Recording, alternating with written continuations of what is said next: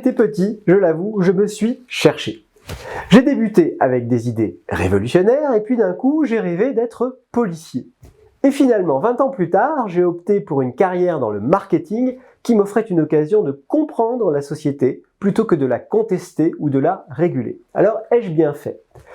Eh bien, pas forcément si j'en juge au résultat d'une étude que Kantar Insight a menée en partenariat avec l'Association française du marketing sur l'image des métiers du marketing auprès de la population française. Une image majoritairement négative avec 33% d'opinions négatives contre 23% d'opinions positives. Même constat pour la publicité avec 48% d'opinions négatives pour seulement 17% d'opinions positives. Dur constat pour moi qui ai toujours souhaité plaire aux autres. J'en viens presque à regretter ma vocation initiale de policier, profession qui recueille dans notre étude 61% d'opinions positives contre seulement 13% d'opinions négatives. Alors pourquoi le marketing et son corollaire, la publicité, font-ils l'objet d'un rejet aussi important ? Notre étude révèle que le marketing est associé à un champ lexical lié à la manipulation, au mensonge, à l'arnaque ou encore au profit.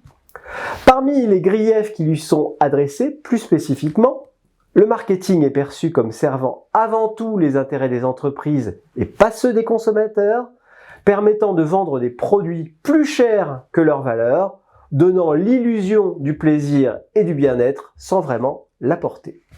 Les Français estiment par ailleurs que le marketing favorise les achats inutiles, le gaspillage, contribue à dégrader l'environnement, renforce les stéréotypes culturels. Enfin, une majorité de Français estime qu'il est envahissant, qu'il ne respecte pas la vie privée.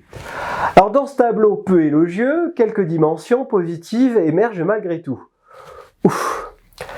Les Français, surtout les jeunes, reconnaissent que le marketing leur permet de découvrir de nouvelles offres de produits et de services et permet de s'informer sur l'actualité des marques. Par ailleurs, d'autres études de Kantar nous donnent des raisons d'être optimistes. Elles montrent que les Français font confiance aux marques et qu'ils les dissocient donc du marketing. Ils attendent beaucoup d'elles, notamment pour s'attaquer aux problèmes environnementaux et sociétaux. Alors dans cette nouvelle édition de la newsletter Insight Ignition de Kantar Insight, nous avons regroupé des témoignages d'experts de Kantar et de responsables de marques pour mettre en avant des actions et des projets qui renouvellent les pratiques du marketing. Nous espérons qu'elle vous inspirera pour que, tous ensemble, nous contribuions à construire un marketing informatif, un marketing attentif, un marketing plus sobre. Et tout cela, bien sûr, sans oublier le fun, le ludique, les émotions.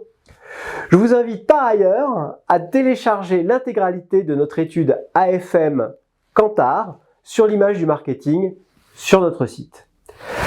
Sachez enfin que nous avons souhaité donner suite à cette étude en nouant un partenariat AFM Kantar autour de 10 orientations prioritaires pour transformer le marketing.